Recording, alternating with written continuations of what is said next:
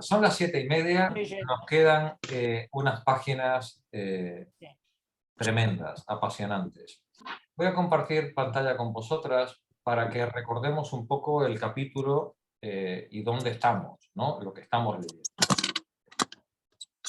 Recordemos que el párrafo 1 era el secreto de la acumulación originaria y Marx nos hablaba de la fábula de la hormiguita, la fábula de la hormiguita y la cigarra, ¿os acordáis, no?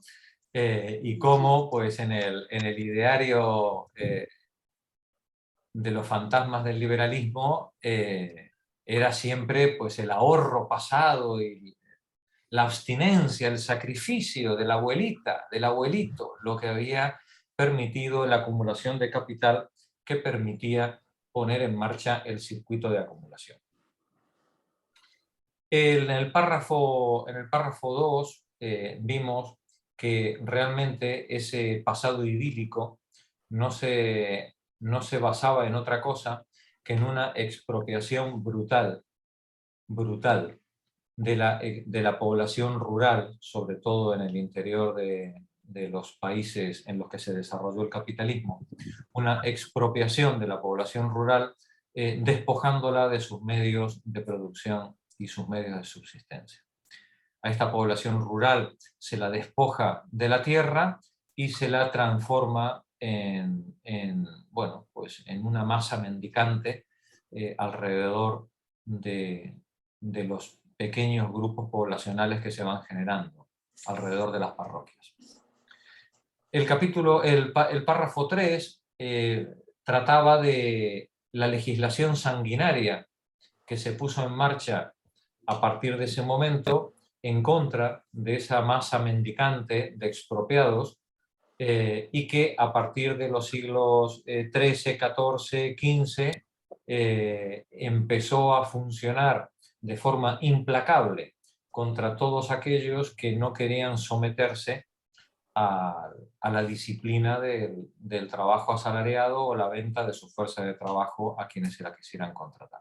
Una legislación sanguinaria que no solamente trataba como criminales a los vagabundos o a la gente que no trabajaba asalariada, sino que además tenía por fin contener los salarios y limitarlos, ya lo vimos desde la peste negra en adelante, limitarlos a los meros niveles de subsistencia para garantizar las acumulaciones de capital en los grandes tenedores de la tierra y luego de la manufactura. El párrafo 4, la génesis del arrendatario capitalista, vemos cómo los grandes tenedores de la tierra van produciendo, digamos, varias mutaciones en el sistema económico, en lo que se llama la revolución agrícola. Por un lado se va a transformar una gran parte de los campos agrícolas en pasturas para el ganado, lo recordamos, y por otra parte se van a arrendar progresivamente los predios, sobre todo los grandes, a medida que se van concentrando, a arrendatarios. Primero serán los capataces, que se irán transformando en pequeños arrendatarios, y luego finalmente serán empresarios locales que se ocuparán de contratar la mano de obra estacional en las aldeas cercanas y pagarle al tenedor de la tierra el derecho de uso de la tierra, a veces en forma de especie, a veces en forma de dinero. Pero nos recordaba Marx que como los contratos se fijaban, a veces los contratos de arrendamiento, a veces eran por plazos de 100 años, todo proceso inflacionario siempre iba en beneficio del arrendatario, toda vez que los precios estaban fijados por contrato a los precios antiguos y toda vez que los salarios de los trabajadores, en virtud de esas leyes sanguinarias que hemos visto en el párrafo 3, también estaban fijados con respecto a los tiempos anteriores. De donde, a partir de la puesta en marcha de este proceso, se produce una capitalización constante y creciente de estos arrendatarios que van a ir dando lugar a la aparición de una nueva clase social. Una nueva clase social, no de tenedores de la tierra, no de potentados tenedores de la tierra, sino de tenedores de dinero. Paralelamente a esto, la manufactura, y gracias precisamente a esta acumulación de capital, ya veis, nada idílica y desde luego nada que ver con el trabajo de la hormiguita, paralelamente a esta acumulación de capital se irá desarrollando el proceso manufacturero en las islas. Este proceso manufacturero al principio utilizará la fuerza de trabajo tal como la encuentra en el sitio. Es decir, habrá lo que Marx llama una subsunción formal de la fuerza de trabajo dentro del capital. Normalmente van a ser los trabajadores, al principio los trabajadores agrícolas, los que en sus ratos libres y en los periodos estacionales que no requiere trabajo en el campo, bueno, pues se van a dedicar a la hilandería, a la tejeduría, etc. Poco a poco la manufactura irá desarrollándose y a la par que se desarrolla irá captando y acumulando nuevos capitales. Pero es que paralelamente con esto, a partir del siglo XIV, del siglo XV, se ha puesto en marcha el tremendo triángulo mercantil entre el norte de Europa, África y América, con ese brutal, sanguinario tráfico de esclavos y tráfico de armas tráfico de armas hacia África, tráfico de esclavos hacia América y tráfico de especias hacia el continente nuevamente, junto con el oro y la plata ganada o robada por vía de la piratería, de la especulación o del negocio, va a ir generando, digamos, otro circuito de acumulación que va a ser producto de la tremenda erosión que Europa va a causar en América y en el sudeste asiático y que va también a aumentar las masas de capital que van a dirigirse hacia el norte de Europa. Por España, el comercio triangular. sí, el comercio triangular. Por España diréis, pero es que el oro lo traían los españoles, sí, pero por aquí solo pasaba, ¿vale? Sí, por aquí Atravesaba y se por iba a aquí solo Inglaterra. pasaba y nuestros patriotas acababan dilapidándolo en lo que compraban en el norte de Europa. Estos tres elementos van a ir configurando, por un lado, una acumulación de capitales y la generación de una nueva clase, de tenedores de dinero, pero por otro lado va a ir generando otra nueva clase que antes era inexistente, que es una clase de asalariados. No existían asalariados en el mundo previo, ¿vale? En el mundo previo había o siervos o campesinos. No existía el concepto de asalariados, o artesanos en los burgos o en las aldeas. No existía la figura de los asalariados. Este proceso de desposesión, de expropiación y de acumulación de capital producirá la escisión de la población en tres grandes grupos, si queréis: tenedores de la tierra y de los medios de producción, tenedores del dinero y, por otro lado, desposeídos, doblemente libres, potenciales asalariados. Y el párrafo 5 nos dice las repercusiones que tiene esa revolución agrícola sobre la industria. Esa revolución agrícola, no solamente con esta separación de la población en desposeídos y tenedores de dinero y tenedores de los medios de producción, no solamente va a generar una separación de clases, sino que va a crear, nos dice el autor, el mercado interno que necesitaba el capital para dar el salto de la manufactura a la industria. Hasta ese momento la manufactura tenía un mercado principalmente exterior. El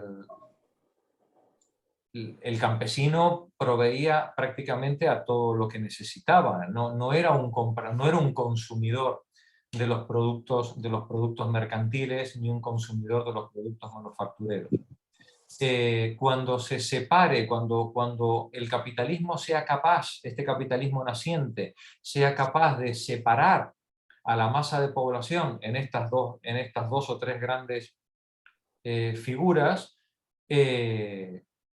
se habrá dado el paso de gigante que va a permitir la aparición ya formal, definitiva, del capitalismo en su forma industrial, por medio de la creación de ese mercado interno, toda vez que los ahora asalariados, que ya no pueden proveer a sus medios de subsistencia, ahora todo lo que necesitan para vivir lo tienen que adquirir en un mercado de compraventa.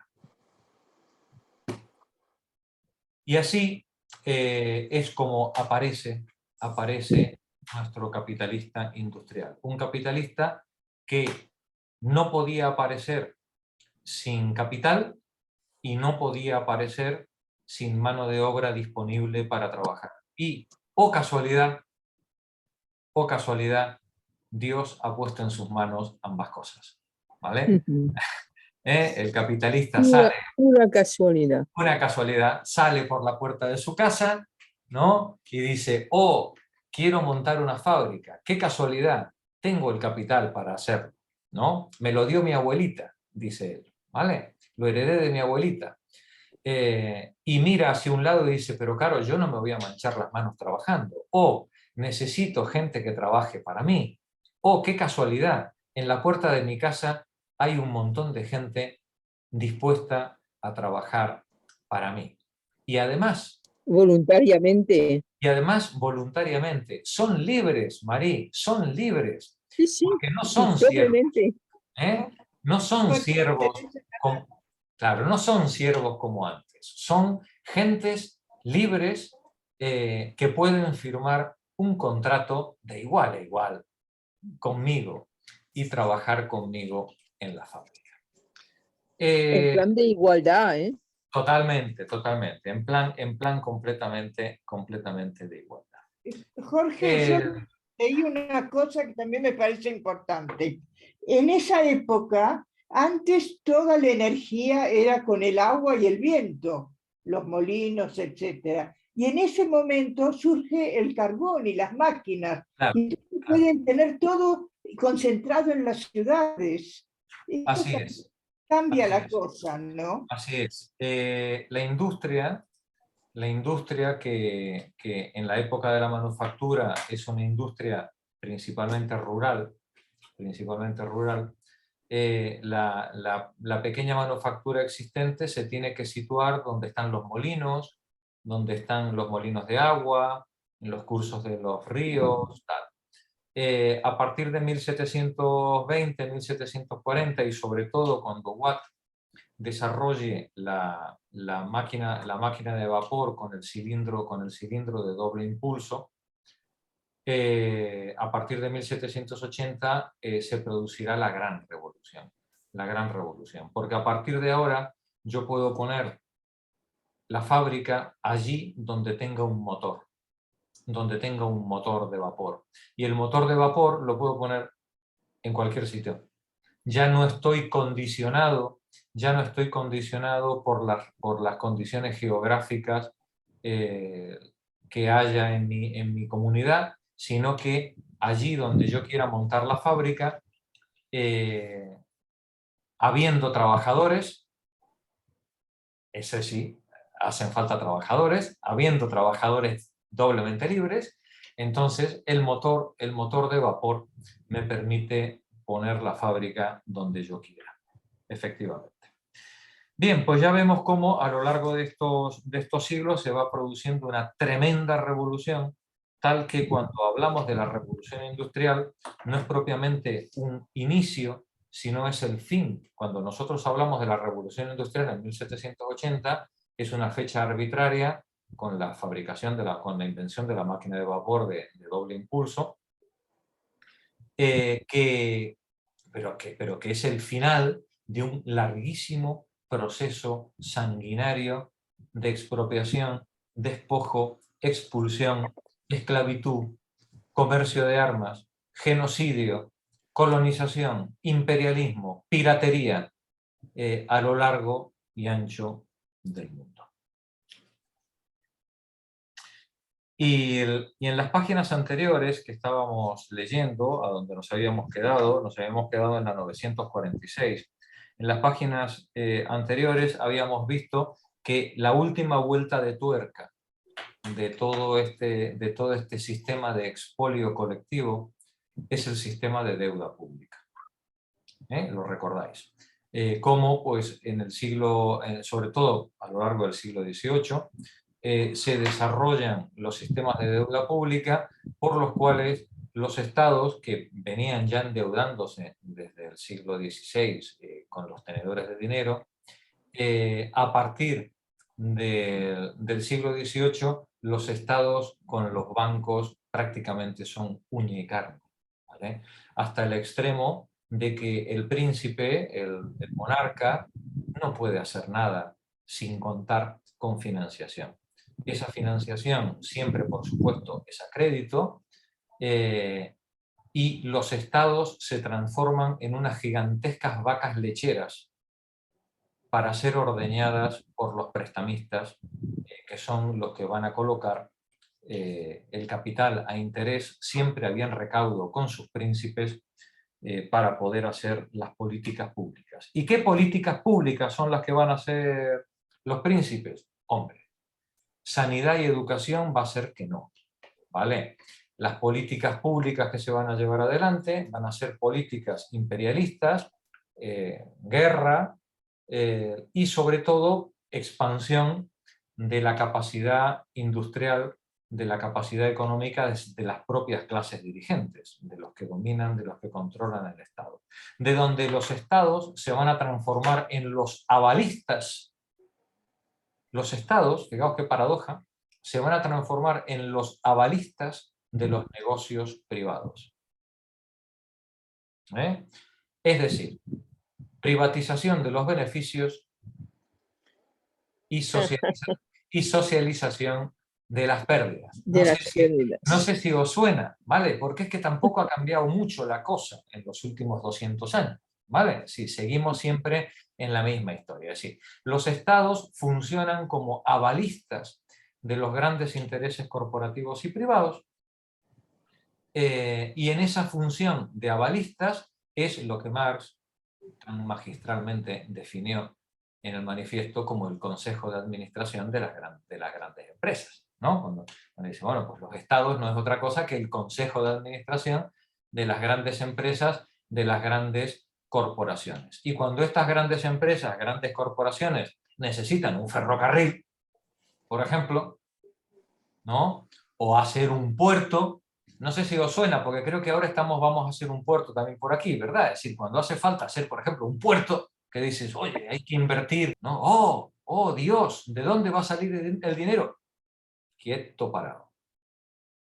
Que para eso está aquí el Estado, para asegurar no solamente los préstamos que sean necesarios, sino las inversiones y la coalición de capitalistas que sea necesario para llevar a buen puerto, valga la redundancia, ese proyecto. Pues bien, nos decía Marx que el sistema de deuda pública, dice, la deuda pública, o en otros términos, la enajenación del Estado, la venta del Estado, sea este despótico, constitucional o republicano, deja su impronta, deja su marca en la era capitalista. La única parte de la llamada riqueza nacional que realmente entra en la posesión colectiva de los pueblos modernos es su deuda pública.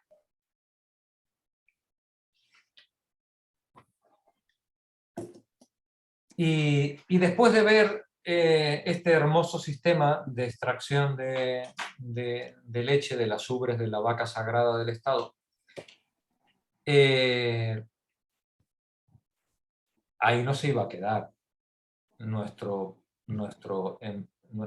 emprendedores patrios. Porque yo puedo tener los trabajadores, puedo tener el capital, inclusive puedo tener el apoyo legislativo del Estado, inclusive puedo tener el apoyo de la fuerza pública para desarrollar leyes sanguinarias y una política sanguinaria persecutoria contra todos los que no estén de acuerdo, pero no hay capitalismo si no vendo los productos, ¿verdad que no? Exacto. Yo tengo que poder venderle los productos a alguien, ¿sí? Habíamos dicho que en el siglo o 2 siglos anteriores se había ido creando este mercado interno que hace que estos desposeídos ya tengan que comprar en el mercado lo que necesitan para echarse a la boca. Pero esto es pobrerío. Esto es pobrerío. Poca cosa le puedo rascar yo a trabajadores hambrientos, ¿no? Un buen sistema capitalista, patriota, como toca, necesita un elemento extra que también le va a proveer el Estado, que es el sistema proteccionista. Un sistema legal que impida que competidores desalmados, llámese chinos, rusos, bolivarianos, vengan a traer sus productos a competir deslealmente contra los productos de nuestros patriotas, ¿vale? O un sistema que le ponga aranceles tan altos a los productos importados que haga que los patriotas nacionales puedan colocar, aun cuando entren productos extranjeros, puedan colocar en el mercado los. De esta manera, como vosotros ya os habréis dado cuenta, la clase trabajadora no solamente entrega su plusvalor al capitalista que le explota, sino que de lo poco que cobra, además, financia y subvenciona los productos o bien de los importadores o bien de los productores locales protegidos bajo esas barreras proteccionistas o arancelarias. La paradoja de todo esto es que todo esto se hace además en un sistema económico que se va a dedicar a preconizar el libre cambio. ¿Sabes? Pero libre cambio es libre cambio para el productor, no para los que lo traen de fuera. Si el libre cambio es siempre para Inglaterra o, por ejemplo, para Norteamérica. ¿Vale? ¿Sí? Y los demás países tienen que abrir sus fronteras, tienen que abrir sus puertos para que las mercaderías de nuestros emprendedores se puedan vender. Y si esos puertos no se abren a cañonazos. ¿Vale? Como le pasó al Paraguay o como le pasó a China. 3 guerras hubo que hacerle a China para que los chinos entendieran las bondades del libre cambio. ¿Vale? Y una vez que la entendieron, a las bondades del libre cambio, claro, China se transformó en una gigantesca colonia de la Armada Británica, ¿no? y de las potencias colonizadoras europeas. Pues bien, sobre eso empieza a hablar el capítulo en la página 946 que vamos a empezar a leer ahora. Monse, por favor, adelante tú. 46. 946.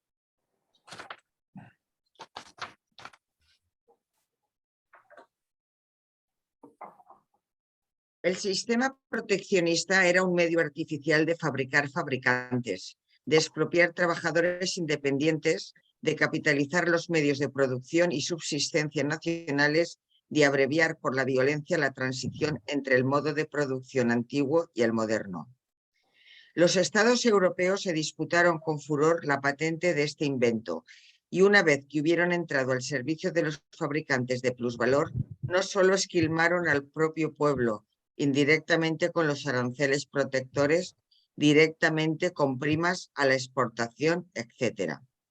Para alcanzar ese objetivo, sino en los países contiguos dependientes extirparon por la violencia toda industria, como hizo Inglaterra, por ejemplo, en el caso de la manufactura lanera irlandesa.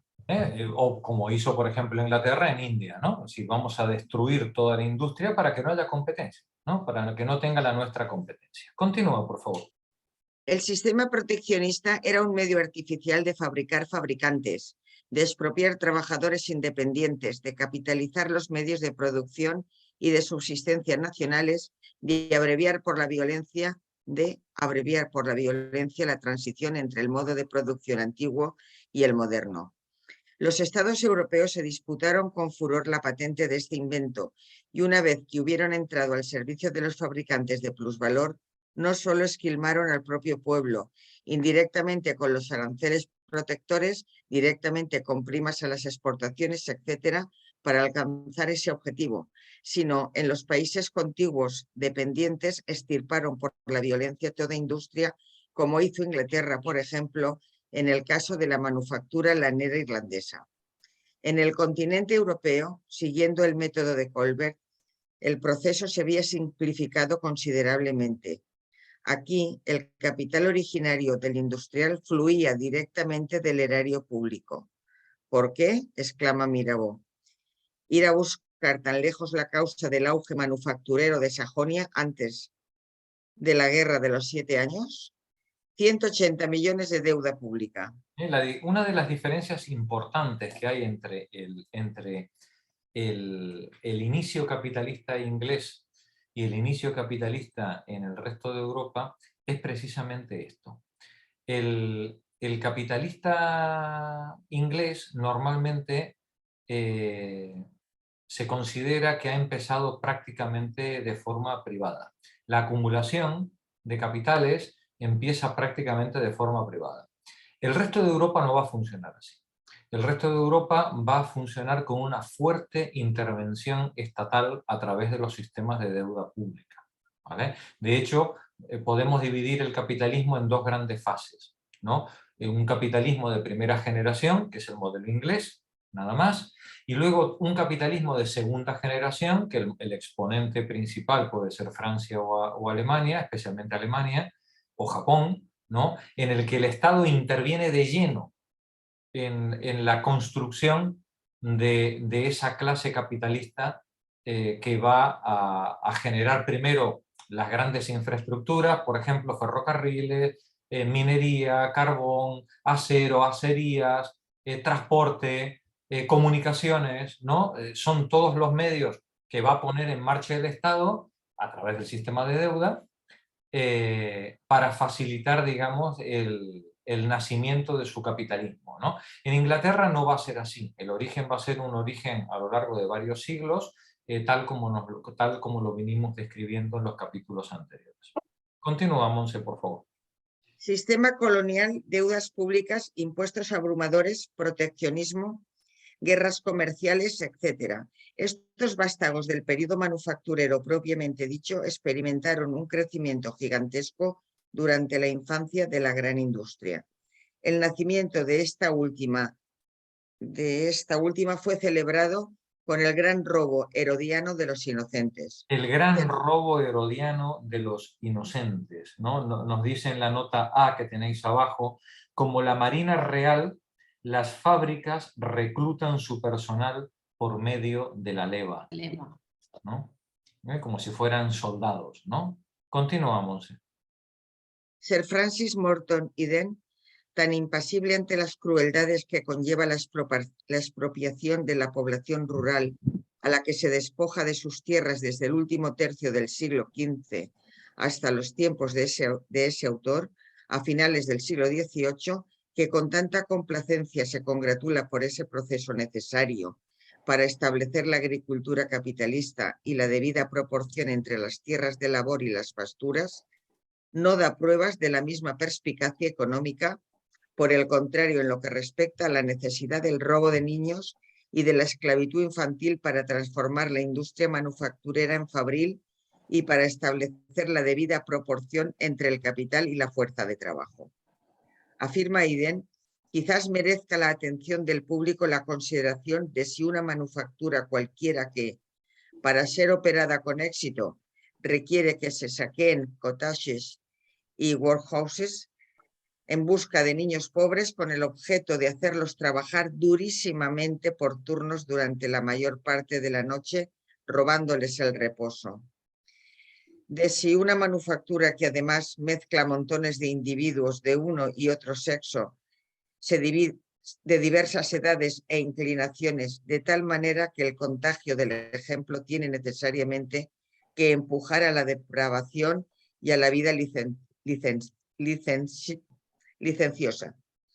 Si de tal manufactura puede acrecentar la suma de la felicidad individual y nacional. No se sabe si a Eden le preocupa más la explotación de niños o su moralidad, ¿no? La vida licenciosa. La vida licenciosa. Continúa. De Versailles, Nottinghamshire y particularmente en Lancashire, dice Fielden, la maquinaria recién inventada se empleó en grandes fábricas construidas junto a corrientes de agua capaces de mover la rueda hidráulica. En esos lugares, alejados de las ciudades, súbitamente se necesitaron miles de brazos y especialmente en Lancashire, hasta esa época relativamente poco poblado e improductivo, requirió ante todo una población. Lo que más se necesitaba eran dedos pequeños y ágiles. Súbitamente surgió la costumbre de conseguir aprendices. En los diversos hospicios parroquiales de Londres, Birmingham y otros lugares. De esta manera se despacharon hacia el norte muchísimos miles de esas criaturitas desamparadas, cuyas edades oscilaban entre los 7, 13 y 14 años. Lo habitual era que el patrón, esto es, el ladrón de niños, vistiera, alimentara y alojara a sus aprendices en una casa destinada a ese fin cerca de la fábrica. Se designaban capataces para vigilar el trabajo de los niños. El interés de estos capataces de esclavos consistía en sobrecargar de trabajo a los chiquillos, ya que la paga de los primeros estaba en relación con la cantidad de producto que se pudiera arrancar a los segundos. La crueldad, por supuesto, era la consecuencia natural.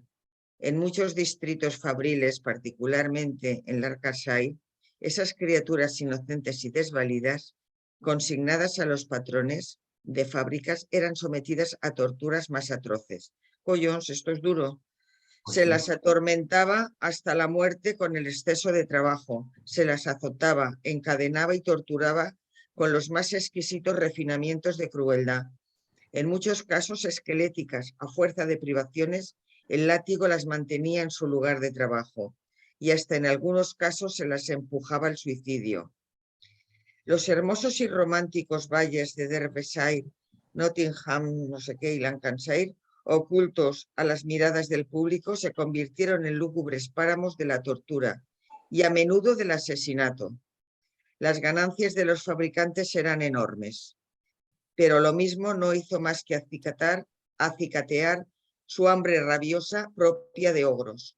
Comenzaron con la práctica de trabajo nocturno, esto viene de lejos ya.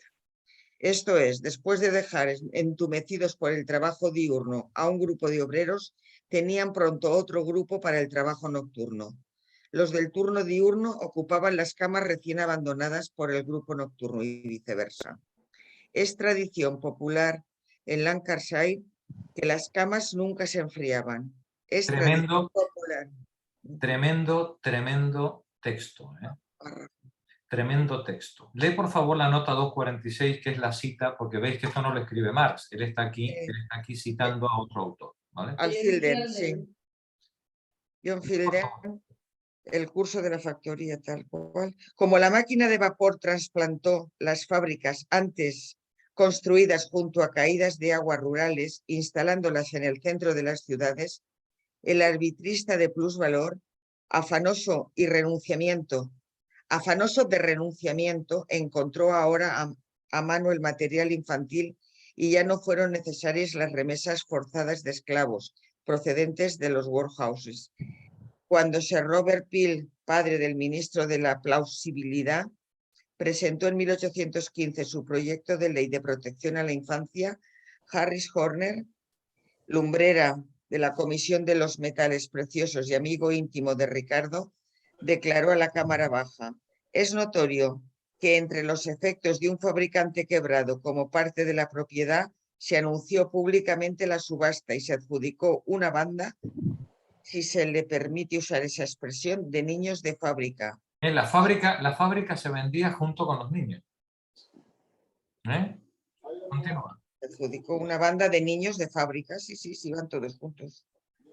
Hace 2 años se presentó, sigue, ¿no? Sí. Se presentó ante el King Bench un caso atroz. Se trataba de cierto número de muchachos. Una parroquia londinense los había remitido a un fabricante que a su vez los transfirió a otro. Esto eran ya las ETTs. Finalmente, personas benevolentes los encontraron en un estado de desnutrición absoluta. Otro caso, aún más atroz, fue puesto en su conocimiento como miembro de la Comisión Investigadora Parlamentaria.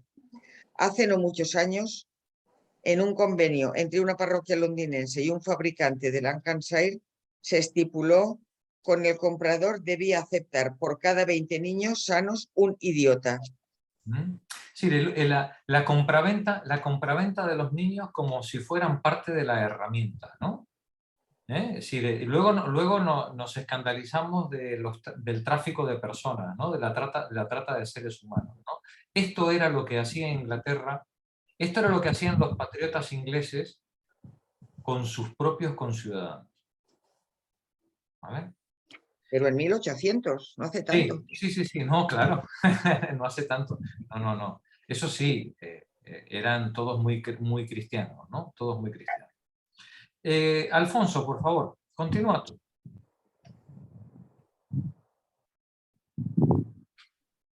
Con el desarrollo de la producción capitalista durante el periodo manufacturero, la opinión pública de Europa perdió los últimos restos de pudor y de conciencia. Las naciones se jactaban cínicamente de toda infamia que constituyera un medio para la acumulación de capital. Léanse, por ejemplo, los ingenuos anales comerciales del benemérito Anderson.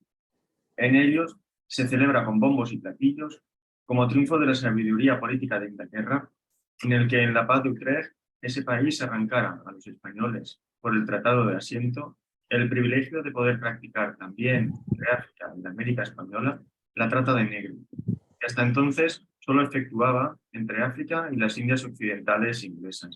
Nos dice el autor, dice, en ellos, dice, los ingenuos anales comerciales del benemérito Anderson. En ellos se celebraba con bombos y platillos, como triunfo de la sabiduría política de Inglaterra, el que en la paz de Utrecht, ese país arrancara a los españoles por el Tratado de Asiento el privilegio de poder practicar también entre África y América Española la trata de negros. El Tratado de Asiento era un tratado comercial, a veces entre el Estado y los negreros, a veces entre el Estado inglés y los países negreros, ¿vale? Para poder comerciar, para poder servirse y vender los esclavos que se capturaban. Estos liberales se jactaban de haber conseguido poner en pie un gigantesco tráfico de carne humana entre Europa, África y América, que será el pilar de ese comercio triangular. Continúa, Alfonso. Inglaterra obtuvo el derecho de suministrar a América Española, hasta 1743, 4.800 negros por año. Tal tráfico, a la vez, daba cobertura oficial al contrabando británico. Liverpool creció considerablemente gracias a la trata. Esta constituyó su método de acumulación originario. Y hasta el día de hoy, la respetabilidad liverpoolense es el píndaro de la trata, la cual, véase la citada obra del Dr. Aikin, publicada en 1795, exalta hasta la pasión el espíritu comercial y de empresa, forma famosos navegantes y rinde enormes ganancias. Liverpool dedicaba a la trata, en 1730, 15 barcos, en 1751, 53, en 1760, 74, en 1770, 96 y en 1792, 132. 132 barcos, una ciudad, una ciudad, 132 barcos dedicados a llevar esclavos de África a América. Continúa, Alfonso. Al mismo tiempo que introducía la esclavitud infantil en Inglaterra, la industria algodonera daba el impulso para la transformación de la economía esclavista más o menos patriarcal de Estados Unidos en un sistema comercial de explotación. En general, la esclavitud disfrazada de los asalariados en Europa exigía, a modo de pedestal, la esclavitud desembozada en el Nuevo Mundo. Esto es importante, ¿vale?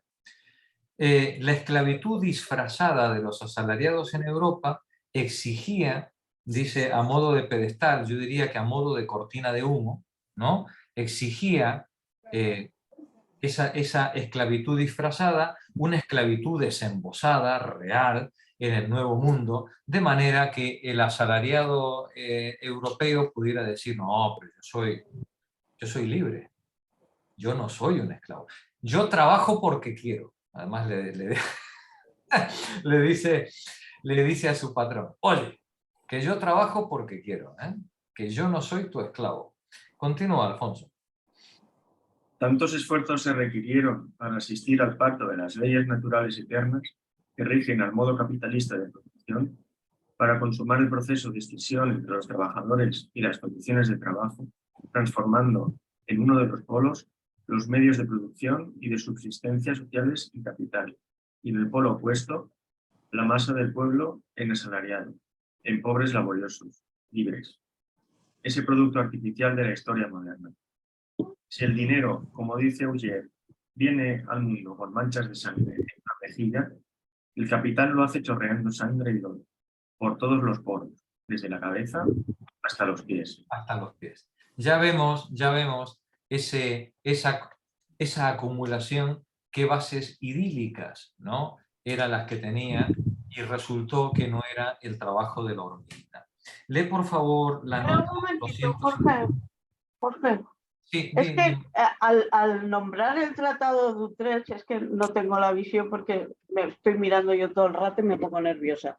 Sí. Al nombrar el Tratado de Utrecht, yo digo, o sea, yo he estudiado el tratado y quiero saber qué es lo que me han vendido. Y el Tratado de Utrecht para los españoles solamente es la pérdida de Gibraltar. El Tratado de Utrecht se limita, y he mirado ahora aquí en Google, se limita a que perdimos Gibraltar y no trata nada de los esclavos ni de la compra. No, pero digamos el Tratado de Utrecht, que es el gran tratado de la constitución de las nacionalidades europeas, ¿no? Es por el que se divide Europa, lleva aparejado pues un montón de acuerdos legales y mercantiles anejos, ¿no? A eso, claro, sí. Entre otras cosas, nos dice Marx, los tratados de asiento, por medio de los cuales España, que tenía ciertos monopolios, ¿no? Los arrienda o los subcontrata a otros empresarios. Ya, pero que eso queda en la historia que nos han contado, o por lo menos que me contaron a mí, como que no ha pasado nada, solamente ha pasado que hemos perdido Gibraltar y Menorca durante un tiempo. Claro. Y todo lo otro no...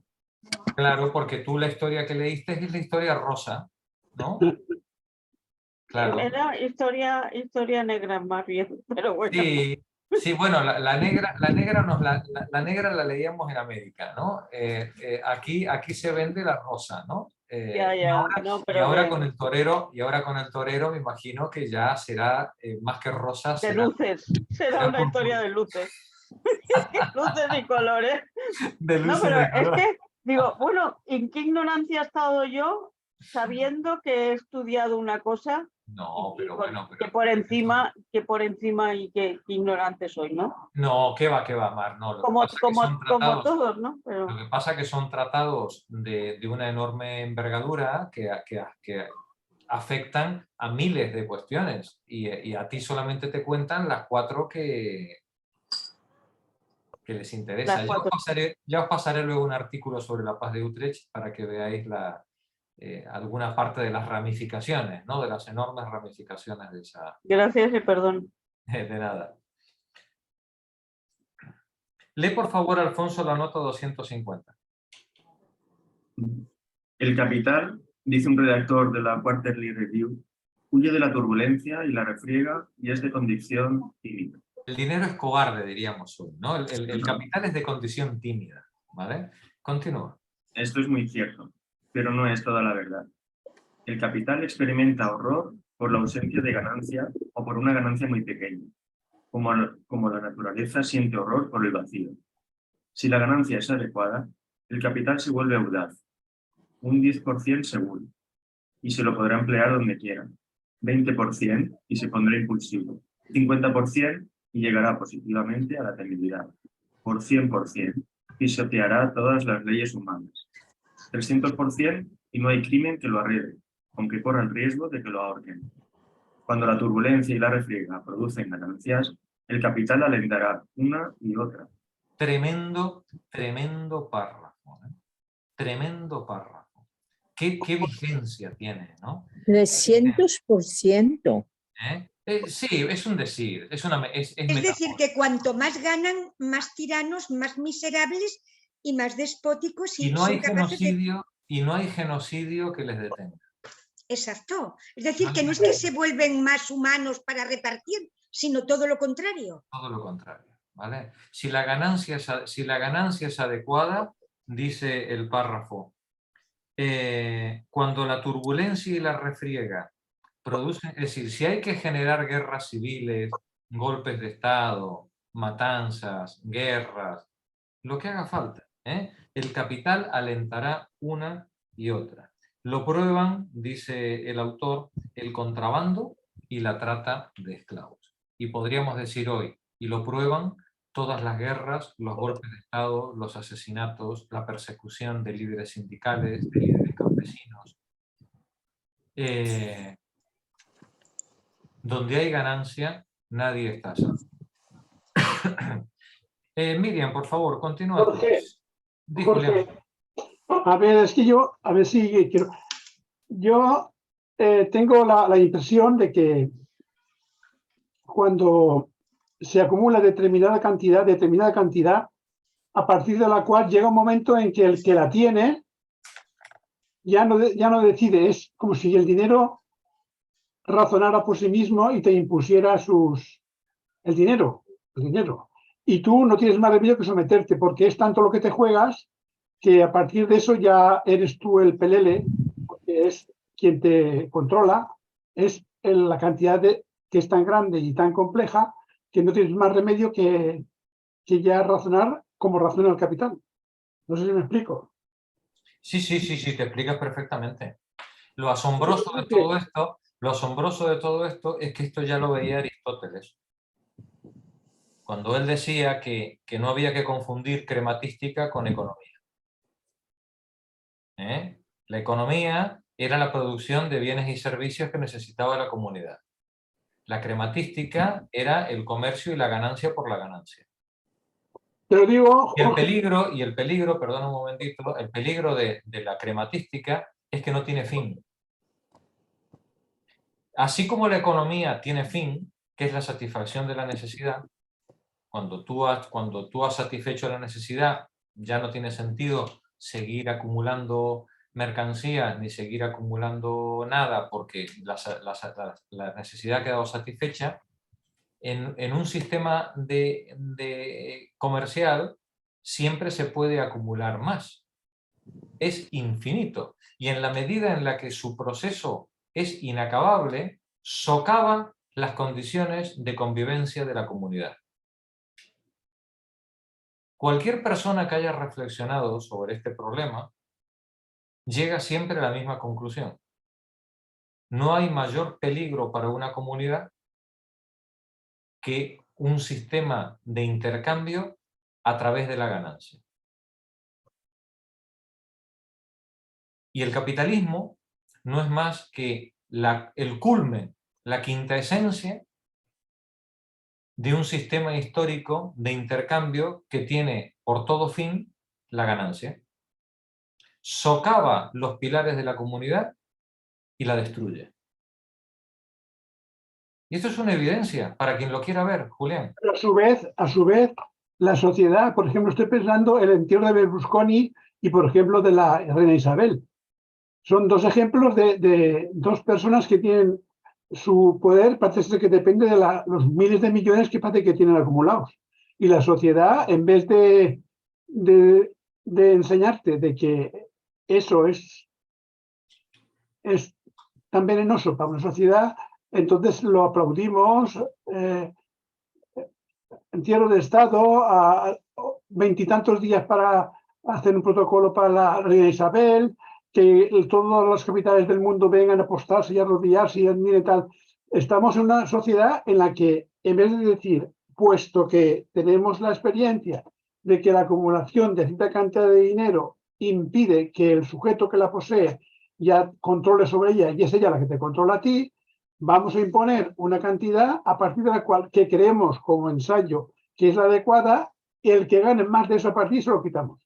Y dime, Julián, ¿cuánta gente oyes tú diciendo eso? ¿Cómo? ¿Cuánta gente oyes tú diciendo públicamente lo que tú acabas de decir, que me encanta? Y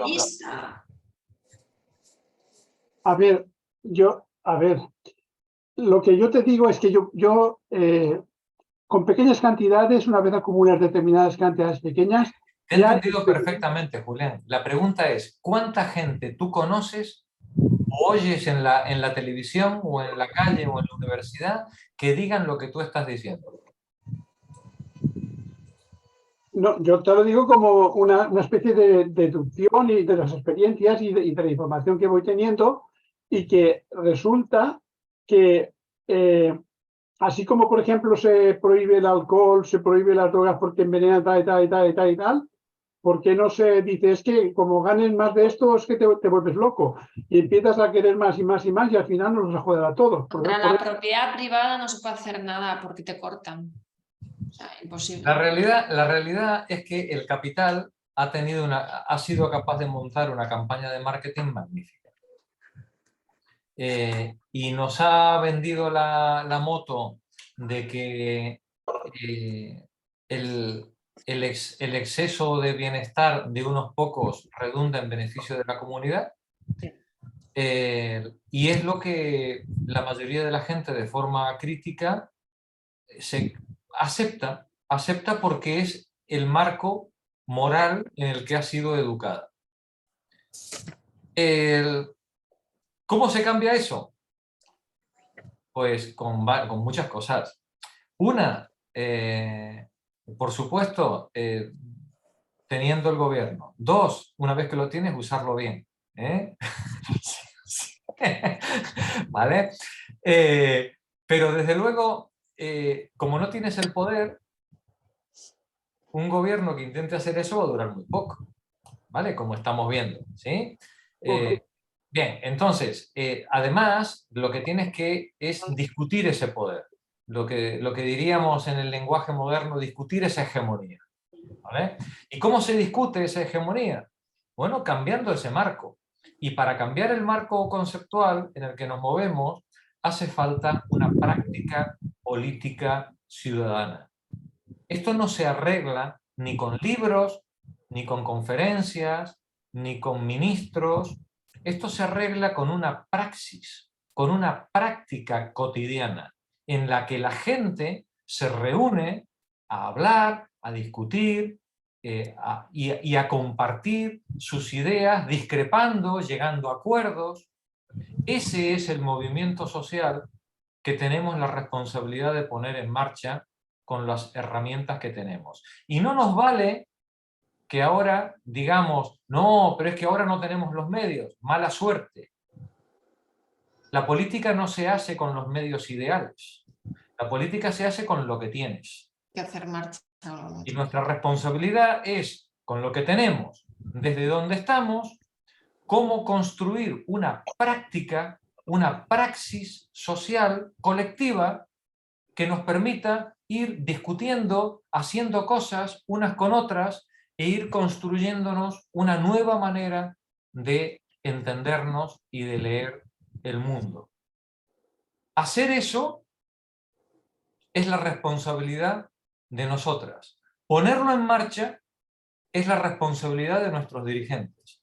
Y nuestros dirigentes, nuestras dirigentes, tienen la responsabilidad de poner en marcha ese proceso de praxis colectiva y al mismo tiempo de quitarse de la lista, quitarse de en medio.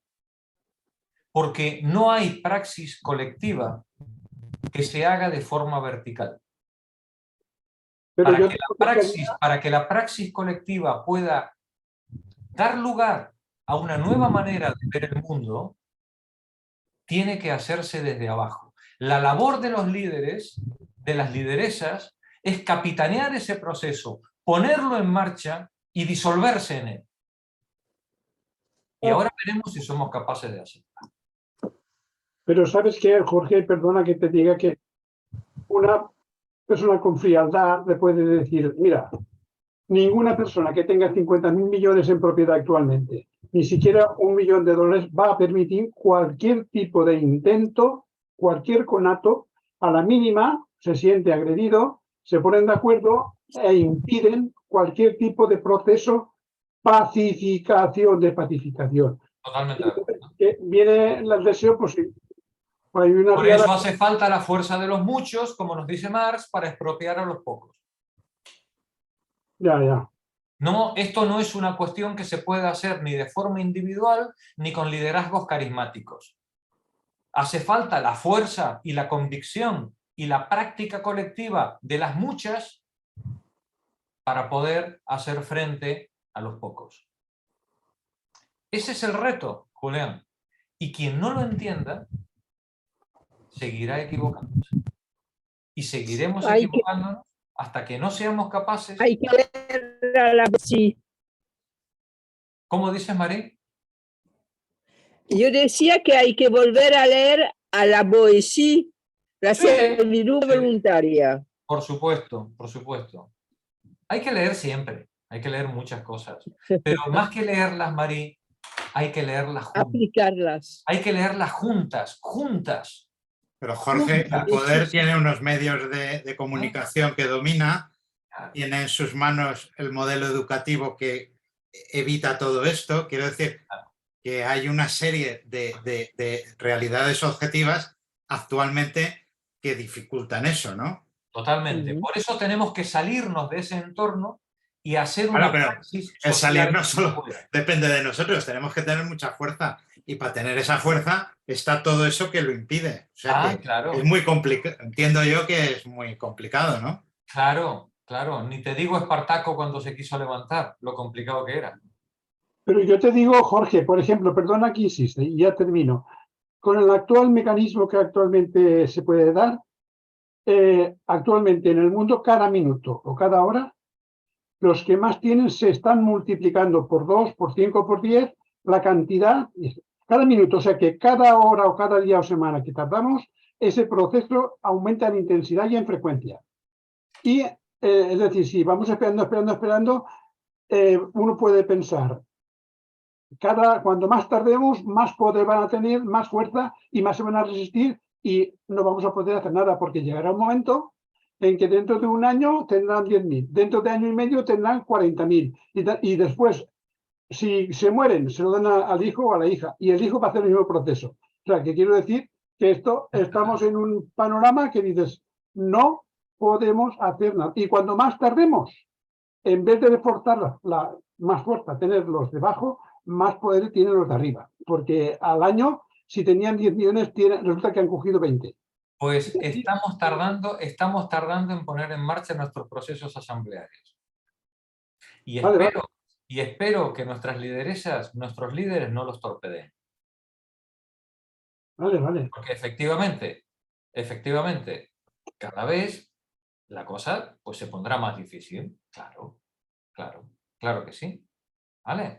Pero eso no quiere decir... Es que puede, perdona. Que sea imposible, Julián. No, pero, perdóname, pero actualmente hay industrias o personas individuales que si se juntan con todos los demás tienen más poder que a veces que Estados Unidos, por ejemplo. Entonces, con ese razonamiento, en Estados Unidos nunca jamás, por las posibilidades de que dentro de 1 año, 2 años o 3 años se haya movimientos y tal, surjan, no van a surgir porque precisamente esa estructura que tiene Estados Unidos impide de entrada, cuando más pase el tiempo, más imposible hace el objetivo. Y una pregunta, Julián, y una pregunta, y con esto zanjamos la discusión, ¿vale? ¿Por qué creemos, por qué es, si la cosa es así, si todo está tan atado y bien atado, ¿por qué razón el poder necesita usar tanta violencia? Ya. No, porque cuando más tiene, más miedo tiene. Pues porque a lo mejor no está todo tan atado como ellos creen, o como nos quieren hacer creer, ¿vale? Así que, compañeras, mientras el poder tenga que usar la violencia, hay partido, ¿vale? El día que el poder no necesite usar la violencia y que vayamos todos a ser explotados como abejas a una colmena, ese día se acabó el partido. Pero mientras el poder necesite utilizar la violencia de forma indiscriminada contra todas nosotras, es porque tan seguros no están. ¿Vale? Violencia económica, violencia legislativa, hay muchísimas formas de violencia. Vamos a por el fin del capítulo, compañeras. Miriam, adelante. 7. Tendencia histórica de la acumulación capitalista. ¿En qué se resuelve la acumulación originaria del capital, esto es, su génesis histórica? En tanto no es transformación directa de esclavos y siervos de la gleba en asalariados, o sea, mero cambio de forma. No significa más que la expropiación del productor directo, esto es, la disolución de la propiedad privada fundada en el trabajo propio. La propiedad privada del trabajador sobre sus medios de producción es el fundamento de la pequeña industria, y la pequeña industria es una condición necesaria para el desarrollo de la producción social y de la libre individualidad del trabajador mismo. Ciertamente, este modo de producción existe también dentro de la esclavitud, de la servidumbre de la gleba y de otras relaciones de dependencia. Pero solo florece, solo libera toda su energía, solo conquista la forma clásica adecuada allí donde el trabajador es propietario privado libre de sus condiciones de trabajo manejadas por él mismo. El campesino de la tierra que cultiva, el artesano del instrumento que manipula como un virtuoso. Este modo de producción supone el parcelamiento del suelo y de los demás medios de producción. Excluye la concentración de estos y también la cooperación, la división del trabajo dentro de los mismos procesos de producción, el control y la regulación sociales de la naturaleza, el desarrollo libre de las fuerzas productivas sociales. Solo es compatible con límites estrechos, espontáneos, naturales, de la producción y de la sociedad. Detente un momentito. Ahora va a hacer Marx o ha empezado a hacer Marx una enumeración de los distintos modos de la propiedad y del trabajo a lo largo de la historia, ¿vale? Este primero que acabamos de ver es podríamos decir, es el clásico, el que se entiende siempre en la economía clásica, como la propiedad privada del pequeño productor. Es cuando Locke habla de la propiedad, está pensando en esta propiedad y dice, no hay otro derecho de propiedad que aquel que está fundado en el trabajo propio. Y esto lo dice uno de los padres del liberalismo, ¿vale? No hay más derecho de propiedad que aquel que está fundado en el trabajo propio. Pero para que esto pueda ser así, el trabajador tiene que ser dueño de sus medios de producción. Tiene que ser dueño o de esa pequeña parcela en la que vive, o dueño de las herramientas en su labor de artesano. ¿Y qué pensás de eso, Jorge? Bueno, no tengo nada que pensar, es un hecho histórico. Es decir, este modelo de propiedad corresponde a una época, a una fase de la historia humana que ya ha caducado. Ahora. Esto ya no existe. Esto ya no existe. ¿Vale? Algunos tratan de que exista. Sí, pero no puede existir. Esto es una fantasía. Quien intente reproducir este tipo de producción está condenado al fracaso. No puede, ¿vale? Es decir, hoy es imposible volver a este sistema. Porque el mundo exterior no se lo permite. No, claro. Es competencia de grandes... ni los deseos individuales del productor. Una cosa es que tú tengas tu pequeña parcela de tierra, y otra cosa es que tú necesites un abono que tiene que fabricar otro para que tú lo puedas utilizar. O una herramienta o una máquina que tiene que fabricar otro para que tú lo puedas utilizar. Sí. Al final... y está regulado, te tienes que dar de alta, el terreno tiene que tener esa actividad o no, o tienes que pagar impuestos, no vender... Esto pertenece a una fase de la historia que podríamos decir originaria o germinal, ¿no? Nos dice el autor. ¿En qué se resuelve la acumulación originaria, su génesis histórica, ¿no? La acumulación originaria del capital? Dice, en tanto no es transformación directa de esclavos y siervos en asalariados, o sea, mero cambio de forma, no significa más que la expropiación del productor directo, es decir, la disolución de la propiedad privada fundada en el trabajo propio, ¿vale? La acumulación no es otra cosa que la disolución de la propiedad fundada en el trabajo propio. Para que la acumulación se pueda producir, yo tengo que arrebatarle los medios de subsistencia y de producción a los productores independientes. Nos dice Marx, y podéis poner el número 1 alrededor, al lado. La propiedad privada del trabajador sobre sus medios de producción es el fundamento de la pequeña industria, y la pequeña industria es una condición necesaria para el desarrollo de la producción social y de la libre individualidad del trabajador mismo. Ciertamente este modo de producción existe también dentro de la esclavitud, de la servidumbre de la gleba y de otras relaciones de dependencia. Es decir, es verdad que en la época de la esclavitud hay trabajadores que tienen su pequeño huertito y hay artesanos que viven por sí mismos, por supuesto. Pero solo florece, solo libera toda su energía, solo conquiste su forma clásica allí donde el trabajador es propietario privado libre de sus condiciones de trabajo, manejadas por él mismo, el campesino de la tierra que cultiva y el artesano del instrumento que manipula como un virtuoso. Esto pertenece a un momento histórico, ¿vale? Pero esto, fíjate Marta, que tú decías, ahora hay gente que quiere hacerlo. Bueno, esto tiene sus peros. Pero, dice Marx, este modo de producción supone el parcelamiento del suelo y de los demás medios de producción. Excluye la concentración de estos y también excluye la cooperación. El pequeño propietario autosuficiente en su parcela no se va a reunir con otros propietarios para hacer trabajos colectivos. No. ¿Por qué no? Porque no lo necesita, porque es autosuficiente. No, Para que nosotros podamos hacer una tarea, tiene que haber una necesidad. Luego vendrán Cuando surjan esas necesidades, se podrá producir esa cooperación.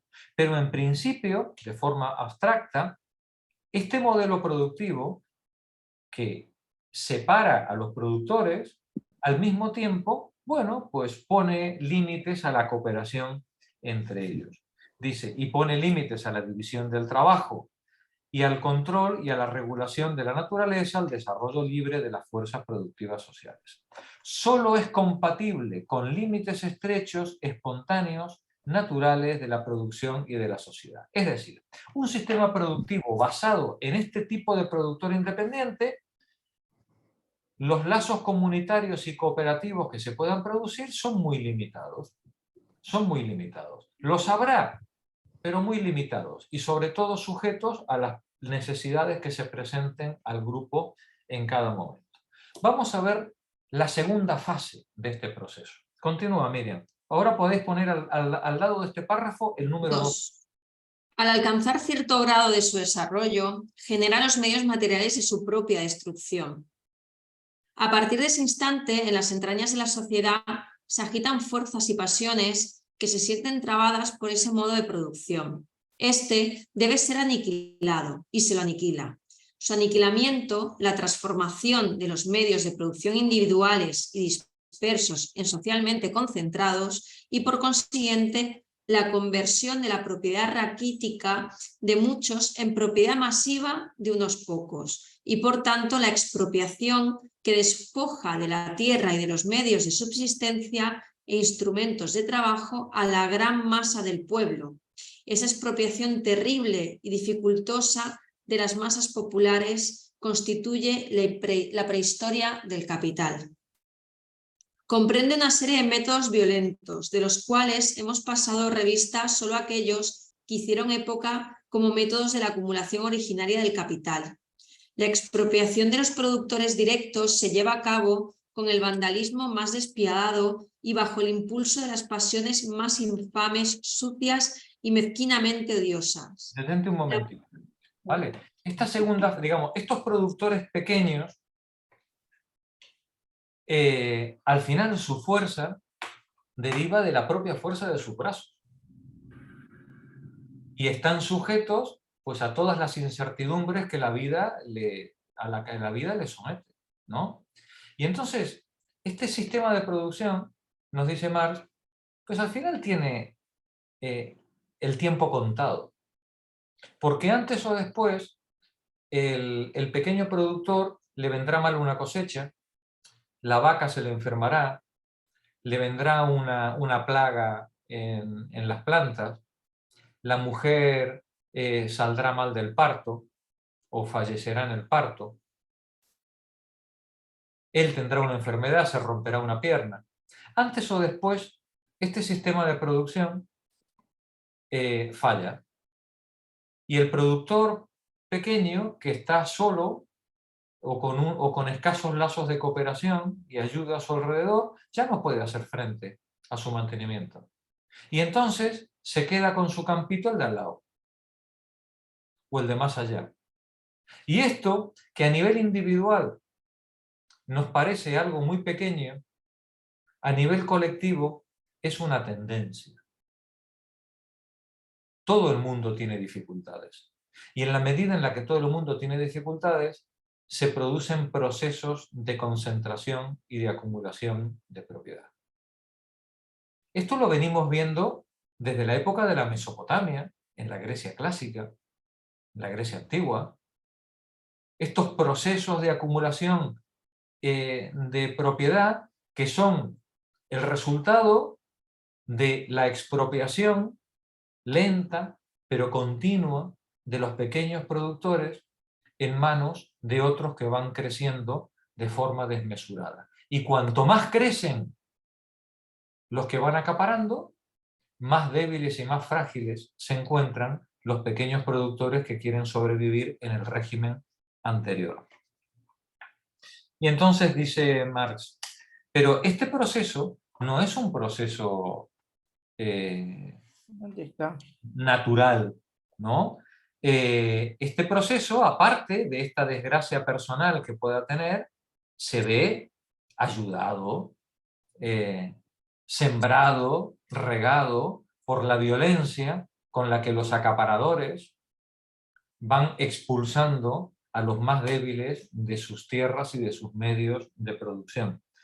Y ayudado, nos dice Marx, en ese proceso también por toda esa legislación sanguinaria que los grandes propietarios van poniendo en marcha, métodos violentos, legales, físicos, contra los pequeños propietarios o los despojados. Y nos dice Marx, La expropiación de los productores directos se lleva a cabo con el vandalismo más despiadado y bajo el impulso de las pasiones más infames, sucias y mezquinamente odiosas. Y ahora podéis poner el número 3. Continúa leyendo, Miriam. La propiedad privada... La propiedad privada erigida a fuerza de trabajo propio, fundada, por así decirlo, en la consustanciación entre el individuo laborante, independiente, aislado y sus condiciones de trabajo, es desplazada por la propiedad privada capitalista, que reposa en la explotación de trabajo ajeno, aunque formalmente libre. No bien ese proceso de transformación ha descompuesto suficientemente en profundidad y en extensión la vieja sociedad, no bien los trabajadores se han convertido en proletarios y sus condiciones de trabajo en capital. No bien el modo de producción capitalista puede andar ya sin andaderas. Asumen una nueva forma la socialización ulterior del trabajo y la transformación ulterior de la tierra y de otros medios de producción en medios de producción socialmente explotados y por ende en medios de producción colectivos, y asume también una nueva forma por consiguiente, la expropiación ulterior de los propietarios privados. Detente un momentito aquí. Nos dice Marx, cuando se produce, digamos, al final de este proceso de expolio, hemos desplazado la propiedad privada fundada en el trabajo propio por una propiedad privada capitalista que reposa, se funda en la explotación del trabajo ajeno. Pero es totalmente actual. ¿Cómo dices, Marta? Totalmente actual eso. Ay, claro. ¿Qué le vamos a hacer? Mercadona y un pequeño negocio. Ahí está. Un ebanista y ¿cómo se llama? IKEA. Cuando nosotros hemos visto en nuestra edad, Miriam es muy joven y no lo ha visto, ¿no? Pero por ejemplo, los que tenemos cierta edad, hemos visto la destrucción del pequeño comercio local, sí, y el auge de las grandes superficies comerciales. Yo lo viví porque mi padre encima se dedicaba a ello. Lo del Prica, pues el Continente, cuando empezó Prica, Continente, Galerías Preciados, yo era muy jovencita, pero yo lo viví muy cerca. Este proceso, claro, tú dices, no va el señor de Prica con una escopeta a robarle el mercadito, no le hace falta. No le hace falta, lo expulsa de su puesto de trabajo, el señor con la pequeña tienda ya no puede, o la señora con la pequeña tienda ya no puede pagar gastos, no puede mantenerse, y ese medio de trabajo que hasta ese momento era medio de trabajo y medio de subsistencia para una familia, se transforma en capital para la gran superficie. Y encima era un lugar social también. Hombre, era donde la familia... hablaba, qué sé yo qué. Yo sé que en Inglaterra, pero te hablo hace de 20 años, había todo un proyecto de revivir en los pueblos los pequeños negocios que habían desaparecido. Y lo estaban intentando en Bélgica, no sé en qué quedó todo eso, ¿no? ¿En qué se quedó? Pues en que te montan en una rotonda un centro comercial y se acabó todo. ¿Vale? Y además lo hacen fuera del pueblo, para que la gente vaya en coche y de paso... Y te hinchan impuestos. ¿No? Claro, así es. Bien. Un cibercafé que te cuesta el café el doble. Y el doble. Bueno, es que... Pero tienen aire acondicionado y variedad. Y no tienen camarero, te sirves tú misma, que es muy guay. Efectivamente. Y luego vas a la caja y también te autocobras, ¿no? Te autocobras en la caja, ¿no? Yo salgo indignado. Yo siempre voy a la caja, donde está el cajero, ¿no? Y me dice, no, pero pase por aquí. Me dan ganas de decirle, idiota, que estoy defendiendo tu puesto de trabajo. En IKEA las han quitado ya no hay cajas de cajeros. En IKEA fui ayer y ya las han quitado del todo. Ya las han quitado, ¿no? Qué terrible. Todas, no queda ninguna. Yo buscando una y ni una. En el Consum de la esquina de mi casa han puesto hace poco los cajeros esos automáticos. Y yo me dicen lo mismo, le digo, es que como llevo bolsa propia siempre me da problemas, porque como no voy con bolsa propia y no reconoce la bolsa, es un follón, de verdad, se me bloquea. Bueno, nos dice Marx en este segundo punto, dice, hemos desplazado la propiedad privada fundada en el trabajo propio por la propiedad capitalista fundada en el trabajo asalariado, en la explotación del trabajo ajeno, ¿no? aunque formalmente libre. Y nos dice al final de este párrafo, asume también una nueva forma, por consiguiente, la expropiación ulterior de los propietarios privados. ¿Qué quiere decir? Y ahora podéis poner el número 4 alrededor. 4, venga. Que estos señores que fueron acumulando, o señoras que fueron acumulando las propiedades que iban ganando... De sus amiguitos, de las desgracias de sus vecinos. Pues ahora empiezan a comerse entre ellos.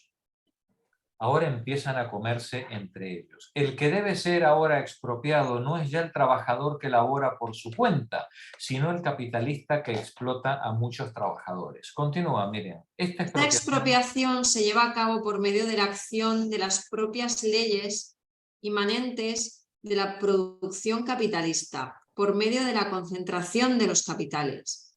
Cada capitalista liquida a otros muchos. Paralelamente a esta concentración o a la expropiación de muchos capitalistas por pocos, se desarrollan en escala cada vez más amplia la forma cooperativa del proceso laboral, la aplicación tecnológica consciente de la ciencia, la explotación colectiva planificada de la tierra, la transformación de los medios de trabajo en medios de trabajo que solo son utilizables colectivamente, la economización de todos los medios de producción gracias a su uso como medios de producción colectivos del trabajo social combinado. Punto. Detente un momentito. Entonces nos dice Marx, dice, se produce esta expropiación de unos peces gordos por otros pececillos menos aventureros. Cada capitalista liquida a otros muchos. Pero paralelamente a esta concentración, y podéis poner el número 5, paralelamente a esta concentración o a la expropiación de muchos capitalistas por pocos, se desarrolla a escala cada vez más amplia la forma cooperativa del proceso laboral. Estos nuevos capitalistas expropiadores de otros capitalistas concentran bajo su mando cantidades crecientes de trabajadores en procesos cada vez más sofisticados, planificados, en los que ya no solamente se incorpora las matemáticas y la ciencia, sino la dirección militar jerarquizada de todo el proceso laboral. Y dice, con la disminución constante en el número de los magnates capitalistas que usurpan y monopolizan todas las ventajas de este proceso de trastocamiento, se acrecienta también la masa de miseria, de la opresión, de la servidumbre, de la degeneración, de la explotación. Pero se acrecienta también la rebeldía de la clase obrera, una clase cuyo número aumenta de manera constante y que es disciplinada, unida, organizada por el mecanismo mismo del proceso capitalista de producción.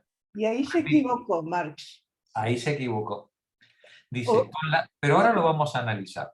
Con la disminución constante del número de magnates capitalistas, y ahí ponéis 7, y no diréis que no os doy ya el examen masticadito. El día de las empanadas. El día de las empanadas. 7 o 6. 7, pon 7.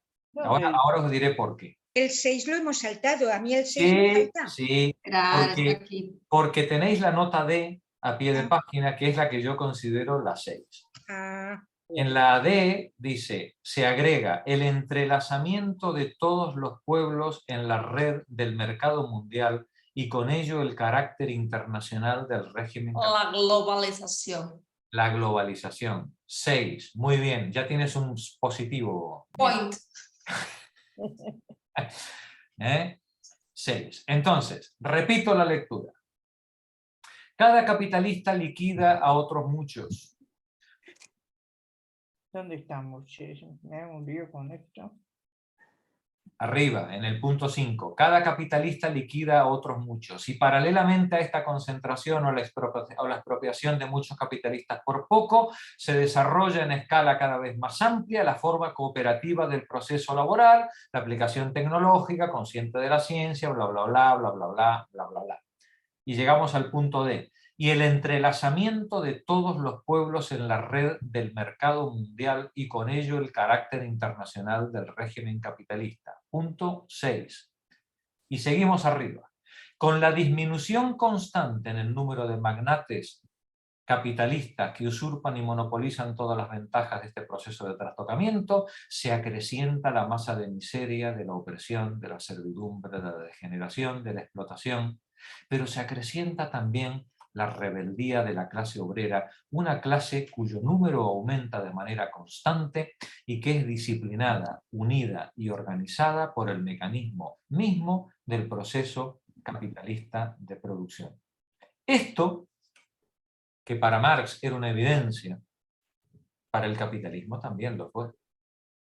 Y el capitalismo fue consciente, a partir de 1880, de que cuanto mayor era la concentración fabril y la concentración de capitales, mayor era la masa de oposición que encontraba en la clase obrera. Una clase obrera que ellos mismos habían creado, habían fabricado. Y el siglo XX será la discusión de la hegemonía entre esta clase obrera y la clase capitalista. Las Y le luchas. costará al siglo XX 2 guerras mundiales y fabricar el fascismo para desmontarlo. Y después de 2 guerras mundiales acabará ganando Polanyi y acabará ganando la conciencia colectiva, incluida entre los mismos capitalistas, de que esa barbarie que se había producido entre las 2 guerras mundiales y el invento macabro del fascismo, eso no podía volver a ocurrir. Eso no podía volver a ocurrir. Pero claro, además había millones de soldados soviéticos en la frontera, claro. Algo que, digamos que, estimulaba el espíritu humanitario del capitalista democrático. Y esto permitió que el capitalismo funcionara durante los años 50 y 60, hasta que el régimen soviético empezó a hacer aguas por todos lados y los neoliberales empezaron a trazar sus planes. Entre los grandes cambios que se produjeron a partir de los años 70, habéis oído hablar del taylorismo, ¿verdad? Y habéis oído hablar del fordismo. Bien, esos modelos eran tremendamente concentradores de la clase trabajadora en centros de producción muy masificados. Y eran, por tanto, lugares en los que la clase obrera y la fuerza sindical tenían una enorme implantación. Eso el capitalismo se dio cuenta de que tenía que desmontarlo como fuera. Como fuera. Y los procesos productivos que el capitalismo empezó a desarrollar a partir de la década del 70 tendieron a la diversificación y a sacar del proceso fabril procesos diversos, mínimos, pequeños, para fraccionar a la clase obrera y aislarla. Es lo que se llamó el toyotismo. ¿Se llama cómo? Toyotismo.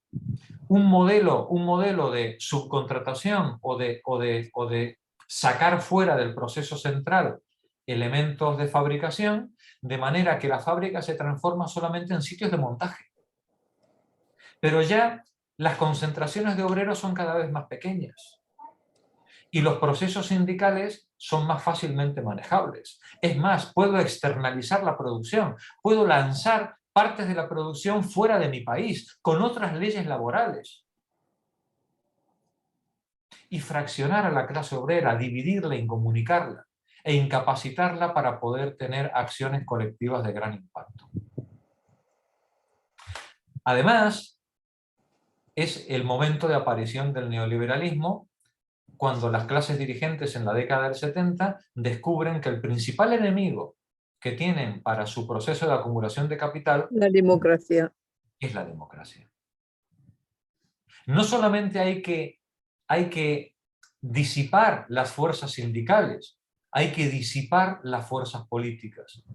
Hay que disipar los procesos democráticos para que la gente esté cada vez más atomizada, más dispersa, incomunicada. O mejor dicho, comunicada sí, pero no de forma horizontal, como decíamos antes, sino de forma vertical, a través de unos medios de comunicación controlados por el Estado y por los dueños de los medios de producción. Y la célebre televisión. Nosotros nos conectamos entre nosotros de forma vertical, a través de los mensajes que recibimos de los medios de comunicación, no de forma horizontal, a través de nuestra praxis cotidiana y de nuestro intercambio de información entre iguales. Ese fue la gran transformación neoliberal de los últimos 40 o 50 años, y a la que ahora nos vemos obligadas a hacer frente, recuperando esa praxis desde la horizontalidad del trabajo colectivo de base. Nunca más a través de medios de comunicación jerarquizados o de liderazgos verticales. Nunca más, si queremos salir de este agujero. El teletrabajo sería el máximo exponente de esto, ¿no? El teletrabajo ya Pues es claro. la quinta esencia de toda esta barbarie. Todo les viene a pedir de boca. Jorge, tengo una duda sobre, en la tercera o cuarta edición se añade esto. ¿Quién lo añade? ¿El autor? No, la tercera cuarta edición es la reedición de Engels después de la muerte de Marx. Ya es Engels el que pone esas frases. Sí. Seguramente con los apuntes, seguramente siguiendo apuntes de los libros que tenía Marx anotados para las siguientes ediciones, pero Marx ya ha fallecido en la tercera y cuarta edición. Venga, Miriam, ¿el monopolio ejercido por el capital? El monopolio ejercido por el capital se convierte en traba del modo de producción que ha florecido con él y bajo él. La concentración de los medios de producción y la socialización del trabajo alcanzan un punto en que son incompatibles con su corteza capitalista. Se la hace saltar. Suena la hora postrera de la propiedad privada capitalista. Los expropiadores son expropiados. Esto es lo que vio el capital y dijo: esto no podía ocurrir de ninguna manera. Hay que fabricar el fascismo como sea. ¿Vale? No se equivocó Marx, sino que contestó de otra manera. Y el enemigo también juega en este partido. Claro. El modo capitalista de producción y de apropiación, y por tanto la propiedad privada capitalista, es la primera negación de la propiedad privada individual, fundada en el trabajo propio. La negación de la producción capitalista se produce por sí misma, con la necesidad de un proceso natural. Es la negación de la negación. Esta restaura la propiedad individual, pero sobre el fundamento de la conquista alcanzada por la era capitalista. La cooperación de trabajadores libres y su propiedad colectiva sobre la tierra y sobre los medios de producción producidos por el trabajo mismo. La transformación de la propiedad privada fragmentaria, fundada sobre el trabajo personal de los individuos, en propiedad privada capitalista es, naturalmente, un proceso incomparablemente más prolongado, más duro y dificultoso que la transformación de la propiedad capitalista, de hecho fundada ya sobre el manejo social de la producción en propiedad social. En aquel caso se trataba de la expropiación de la masa del pueblo por unos pocos usurpadores. Aquí se trata de la expropiación de unos pocos usurpadores por la masa del pueblo. Casi nada. Menuda frase, como siempre termina Marx, ¿no? La expropiación de unos pocos usurpadores por la masa del pueblo. Bueno, ese proyecto todavía está por hacer. Compañeras, a pensar. ¿Cómo? Y el jueves que viene terminamos el acuerdo. Buena semana, compañeras. Y buena reflexión. ¡Feliz fin de todos! Hasta luego. Hasta mañana. Luego. Mañana, buenas noches. Llevarme chero mañana. Fin de semana.